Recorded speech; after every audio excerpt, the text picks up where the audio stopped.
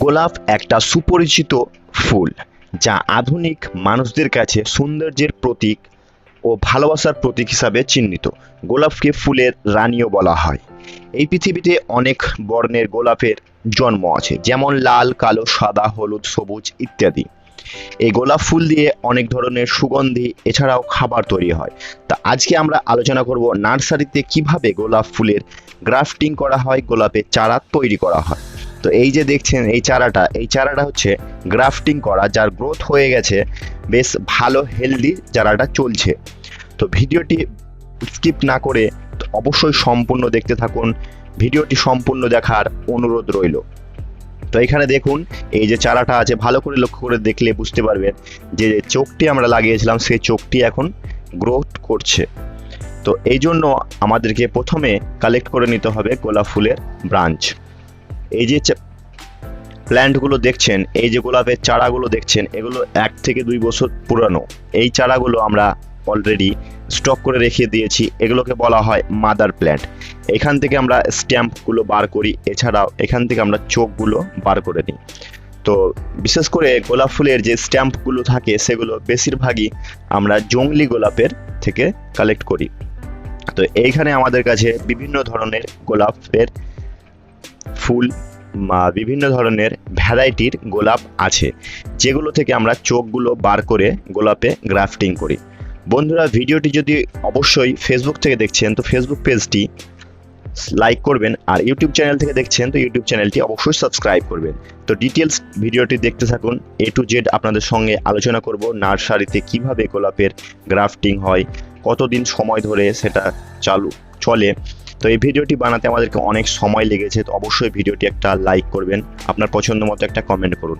তো এখানে দেখতে পাচ্ছেন আমরা জংলি গোলাপের স্ট্যাম্পগুলো কেটে নিয়েছি। এখানে একভাবে গুচ্ছিতভাবে, যেটাকে বলা হয় আমাদের ভাষায় জাগে দেওয়া, সেটা আমরা এখানে দিচ্ছি, জাগে দিচ্ছি। এর সঙ্গে আমরা হরমোন পাউডার ব্যবহার করে হরমোন পাউডারটা স্ট্যাম্পের নিচে লাগিয়ে মাটিতে আমরা পুঁতে দেব। তো মাটিটা বেশ ভালো মাটি নিতে হবে, এবং যে জায়গাতে আপনি এটা লাগাবেন সেখানে সে যাতে সেমি সেট এরিয়া হয়।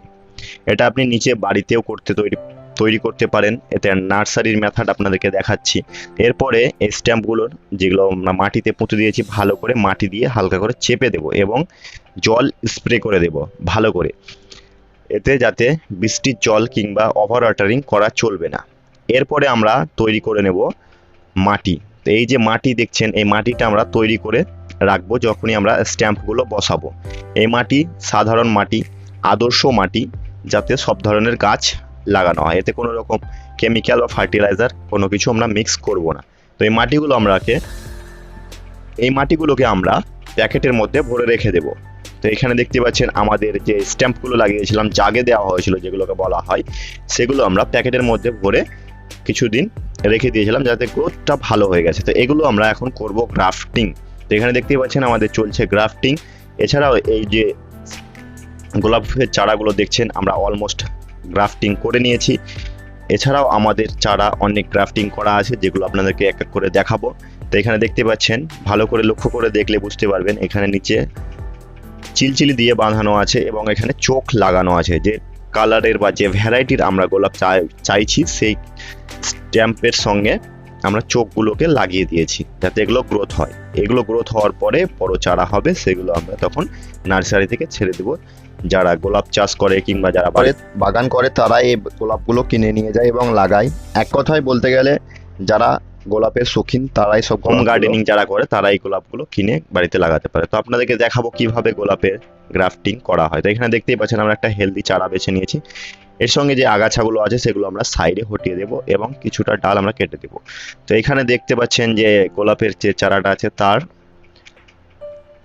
স্ট্যাম্পটার থেকে আমরা হালকা করে চিড়ে নেব, যাতে এখানে আমরা চোখটা ভালোভাবে ভরে দিতে পারি।